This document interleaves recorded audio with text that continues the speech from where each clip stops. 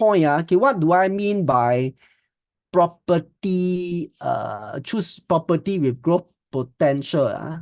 Okay, so basically what I'm trying to say this part here is this: you can analyze property like a stock. Okay, so we have been doing a lot of stock analysis. Okay, we can actually analyze property like a stock. Now, okay, so it's time for you to answer some questions. So there are only two reasons, two main reasons why property price will go up. Can I get you all to guess, suggest, give answer? What are the two main reasons for property prices to go up? Why property price can go up? In fact, why anything? Why the stock price is very similar. Why stock price can go up? So there's only two main reasons why stock price can go up. Supply and demand. Okay, I'm looking for something more specific. Why there is an increase in why there is an increase in demand? Okay, why is there increase in demand? Inflation. Inflation will okay, inflation not the answer I'm looking for. Of course, it does. People coming to SG. Okay, that's one reason for increase in demand. Okay, but let's okay, population increase. Okay, okay, so let's say we don't talk about environmental one, not the external factor. Okay, just like for example, stocks alone. Okay, like for example, what are the two reasons why stock price should go up? We talk about stocks. What are the two reasons for stocks to go up? Why stock price will go up? Good, fine. Growth story. Thank you so much. So one reason why the price go up for stocks is actually there's a growth story I was talking about. Okay, there's a growth. What is another reason for the stock price to go up? Okay, so like I said, I'm just analyzing property like a stock. So one reason I always talk about one reason why the price will go up is because of growth story. Wow. Okay. Why people? Okay, I'm talking about fundamental long-term growth. Okay, so what's the growth story? What is the other reason? Stocks. I'm talking about stocks now. Okay, one reason is what? Growth. Okay, come on. This one, how come nobody can get it? Okay, so of course, good company, there's a growth potential. What is the other reason? Y'all got one already. What's the other reason? The other reason for stock price to go up. We have always been doing about. So when we do DCF, discounted cash flow, what are we trying to do? When we find fair value, what are we trying to do? Thank you so much. Undervalue. Thank you so much. So basically, for stocks, of course, all you have given is the reasons. But from a stock perspective, there's two reasons or there's two things we actually look out for. For price to go up. Okay, one is because there is a growth story. Okay, we talked about just now, Singtel, 5G, Sembcorp, Clean Energy, there's a growth story. So next is because the stock is undervalued. Okay, so property, we also do the same thing. If you actually want to find property growth potential, so either we see whether is there a growth potential around that property, or either is it because it's undervalued. So how do you actually do that? So for growth, we actually look for transformation. Growth in that area, transformation. So this one is quite interesting. Just now we talked about Bayshore. Of course, this you can actually get this from the URA master plan. URA master plan. Okay, these are all available publicly. Then down here, what it shows is this: like when we were at Bayshore MRT station, when we step out, all this is just green field, green color. But from the master plan, you know that okay, what is actually going to be constructed here? Okay, what is actually going to be constructed here? Like, for example, this blue part, what is it going to be? I believe it's commercial. Okay, it's commercial.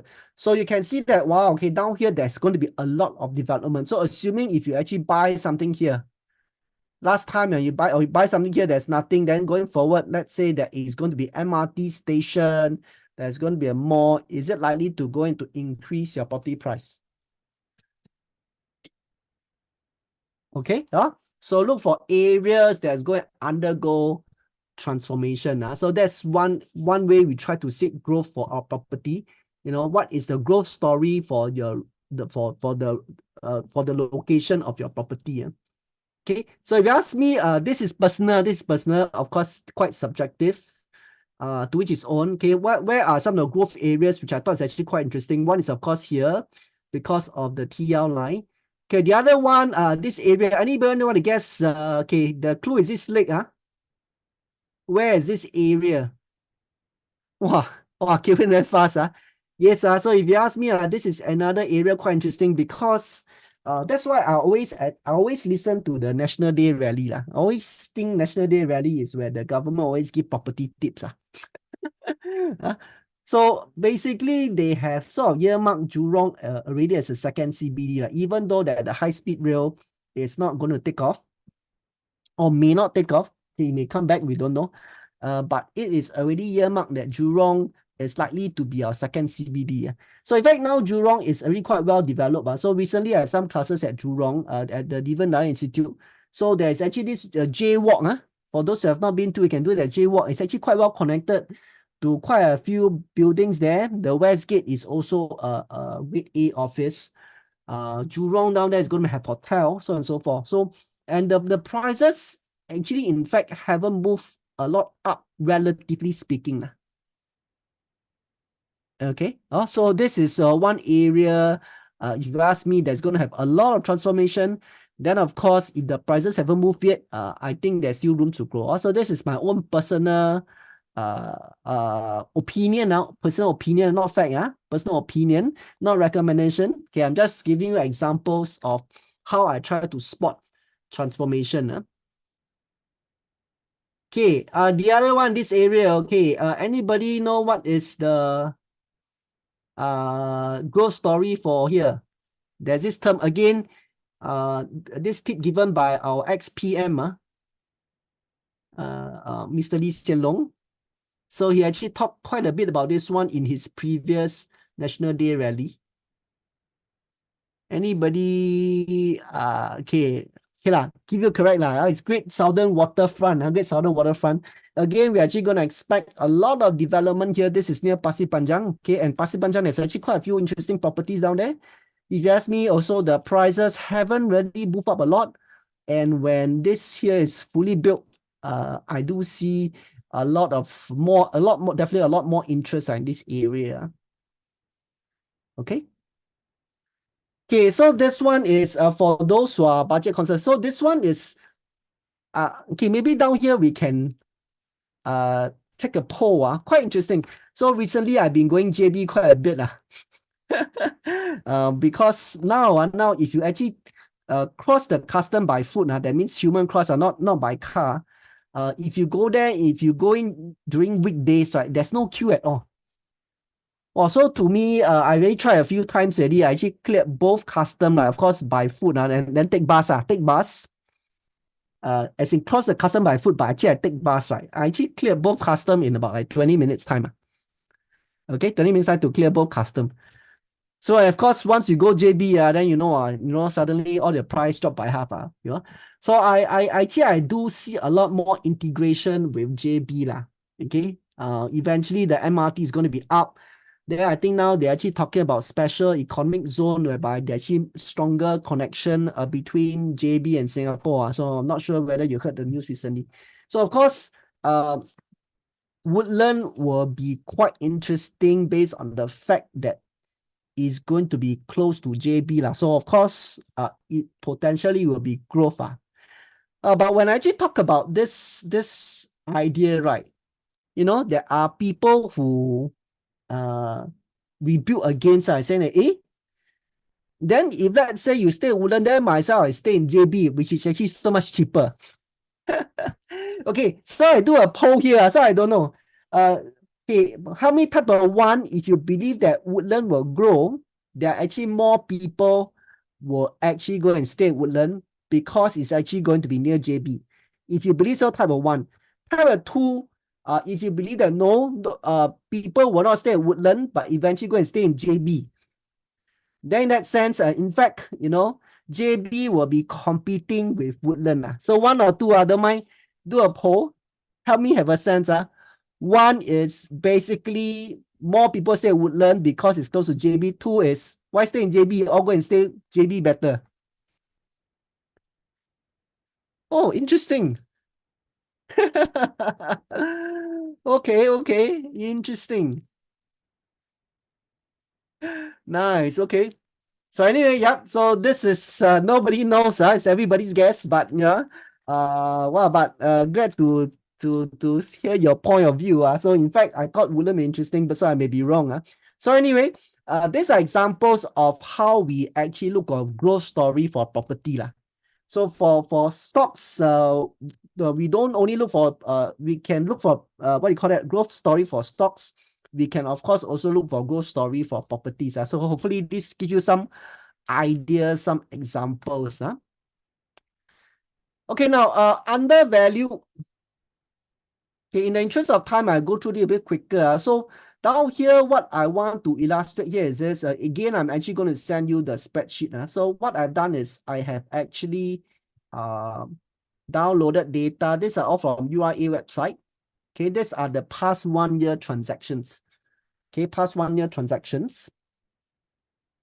Okay, then with these transactions, you can do analysis like a stock. So this part what I want to illustrate to you here is this. So you can really analyze data about property. Then because property is what we call an inefficient market.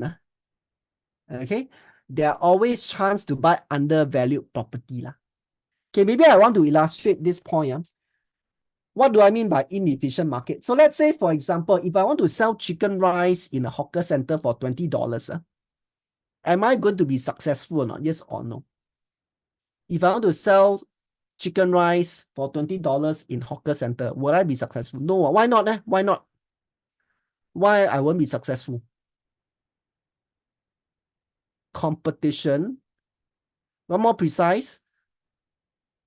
Okay, because everybody know that there's a fair price for chicken rice. So what is a fair price for chicken rice? What should be the fair price be for chicken rice? About $3 to $4. Thank you so much. Now, if let's say, for example, a property in Sentosa, 1,008 per square feet, cheap or expensive? Property in Sentosa, 1,008 per square feet, cheap or expensive? Wow, okay, a lot of people say cheap. Okay, interesting. So the point I want to put across here is this. Yes, even in a very efficient market like chicken rice, everybody knows what the fair price is. $4.50, $4, $5, whatever. Okay. And if you want to sell anything higher, okay, very difficult. Then in that sense, it's very hard to have undervalued product, for example. But whereas property, the fair value is not so clear. What should be a fair value for property in Sentosa? What should be a fair value for property in Bedok, for example? Okay, so in that sense, there will always be undervalued properties. That's why this analysis, you actually look through all transactions, can help you to spot undervalued properties. So again, I just want to give you examples. Okay, like for example, we can compare within district. So this is district 22. District 22, this is for Jurong. Okay, down here, sorry. Okay, what I did was this, I actually make a comparison. Okay, and these are for properties between the size of 800 to 1,002 per square feet. Okay, 800 to 1,005 per square feet. So actually, I rank them in terms of pricing from cheapest, actually in District 22. So all this is Jurong area. The cheapest is about 1,000 PSF. As you can see, the most expensive about 2,004. So basically, let's say, for example, if I buy something about 1,004, 1,005, I know that I am not buying too expensive. Okay, so obviously, all this is cheaper because it's older, as you can see.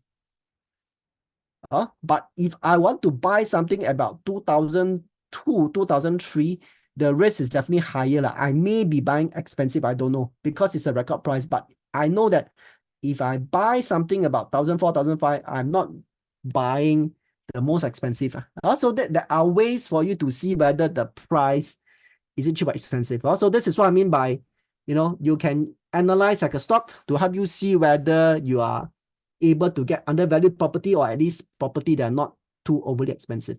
Okay. So of course you can do other comparison. You can do district comparison. Okay, among districts, okay, this one can be quite interesting.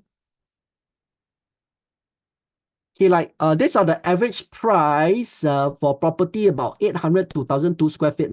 Between 800 to 1,000 square feet. These are the average price for the property in this area. Okay, like for example, if you ask me, District 5 can be quite interesting.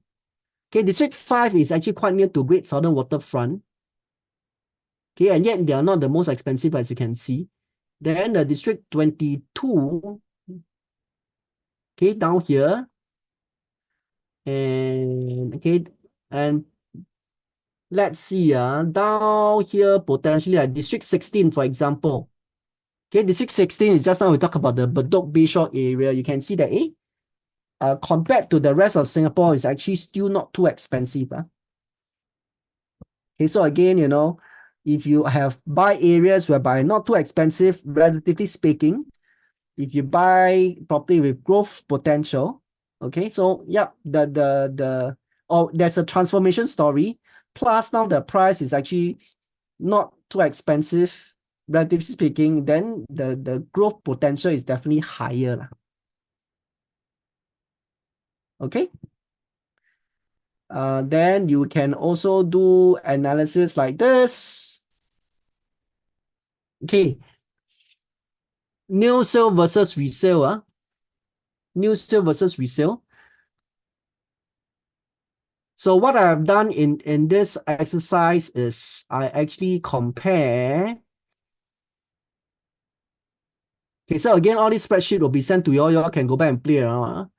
I can actually compare the price difference between a resale property in the same district versus a new sale property in the same district. So of course, basically those with a higher percentage change, we have to look at the property specific, but potentially there can be properties whereby, can you imagine if let's say like District 22, you buy a real estate about 1,004, a new property down here 2,003, I think the likelihood that this resale property, the price increase is probably likely to be higher.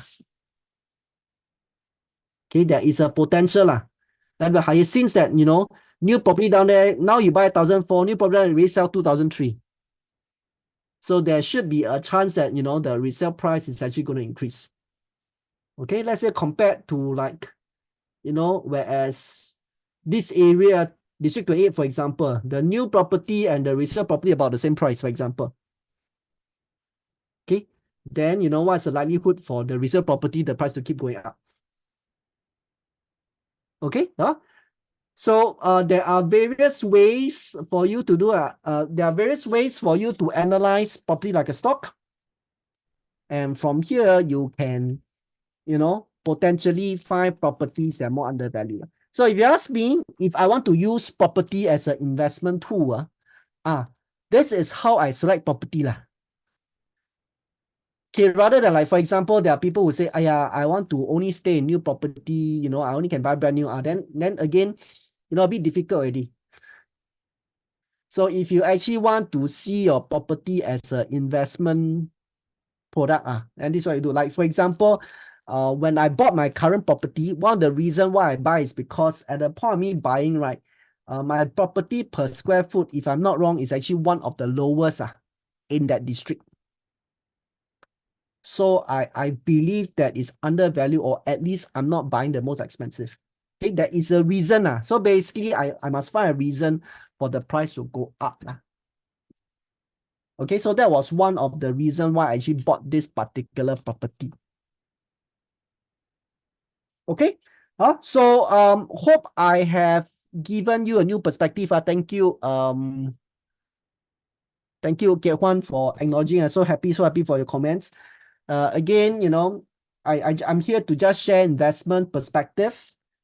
Hopefully, you know, by looking at things differently, you know, they will give you different ideas rather than just stick to investment is just buying and selling stocks and shares. No, whatever you stay or whatever own stay, okay, there is potentially ways for you to make money as well. Okay, the last slide I want to share about, you know, this topic of property is this. Okay, again, based on the data I have, past 1 year transactions for all the properties between this size, 800 to 1,002 square feet. Okay, I want you to make a guess, what is the percentage of transaction in this price range? Okay, so 800 to 1,002 probably is about three bedder. So the question here is this, for a three bedder that is transacted in the past 1 year, okay, which one, roughly what is the price range going to be? Okay, I'll put it this way, which color do you think? Okay, three bedders, okay, which price range has most of the transactions? Okay, can you make a guess? Maybe you can just type in the color into the chat. So the question here is this, which color is likely to have the most number of transactions for the three bedder? Red, 1.5 to 2 million. Okay, let's see. Okay, thank you. Answer is actually orange.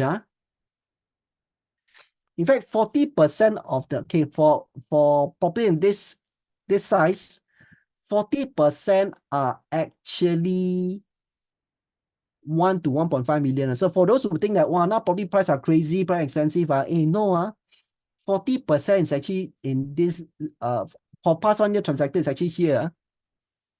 Okay. 31% is here.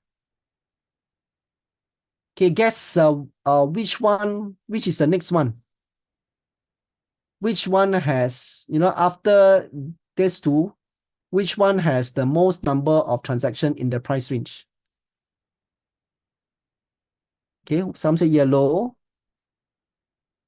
Okay, answer is actually here, the green one. Okay. Followed by the blue and the yellow. So the point I want to put across in this slide here is this, for those who think that, wow, $1 million HDB, blah, blah, blah, blah, blah, so and so forth. Number one, if you talk about, I would say easily 3-bedroom condo, of course, probably mostly are resale. Mostly are resale. You want to, below 1.5 million, get a 3-bedroom condo. In fact, it's very possible. Can you see? 40% are actually in this price range. So in fact, if you actually want to find a 3-bedroom under 1 million in Singapore today, still can. May not be the best location, may not be new, definitely not. But my point is actually still possible, still can find. So don't always assume that, well, now don't have 2 million, no need to think. Okay, that's not true. Okay, so yep, the numbers actually speaks a lot. Okay, summary. Own stay property will take up a big chunk of our funds. May make sense to view it as an investment tool. Yes, after talking so much, this is what I'm trying to say. But of course, it comes with risk. As in all investment, it comes with risk. Are you comfortable with the risk mitigating measures? You know, as per what we said just now, can you be prepared to, you know, leave your house, play the rental game? Are you prepared to downsize? Do we have the buffer funds? Blah, blah, blah. You know, are you comfortable with the risk mitigating measures or not? Okay, if you tell yourself that no, I die have to stay in the house then this game may not be suitable for you, which is totally fine. There's a lot of different games. Investment is all different games. I'm just saying property is one of them. You can still play stocks, you can still play REITs, you can play options, whatever. Okay. If this one doesn't suit you, fine, don't worry. There are other games for you to play. And lastly, I want to highlight this point. If let's say you need to make a choice, property as a home or investment, okay, you can't have both. Of course, some people can have both. But let's say in your case, for whatever reasons, you can't have a choice. You can only choose one. I would rather you choose property as a home. Then forget it. Whatever I said just now, it's okay. Ignore. Doesn't matter. Okay. If you ask me, yeah, property as a home is more important. So no point just using it as making money and after that make your family not happy. I think that's more important. I got one case whereby this person, really just see property as an investment to the point that, after that, have a lot of people squeezed in one room, don't even stay properly. Then I think it doesn't make sense. Okay. Any questions? Before we move on to the next topic? Okay, looks like that much time. Okay, so maybe I can't really take questions now. If there's any questions, you can keep it to the end of the session. I hope this has made sense to you. Okay, I'll just send all the Excel spreadsheet. I just want to put one point here. Of course, Ken is my real estate partner.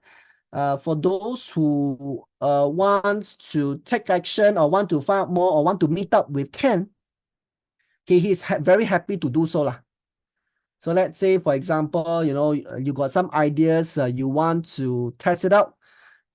You want to, see whether you want to learn a bit more. Okay. He's very happy to meet up with you to discuss further of what are some of the property options. And of course, like for example, if you want deeper analysis on the numbers, he's more than happy to do it for you as well.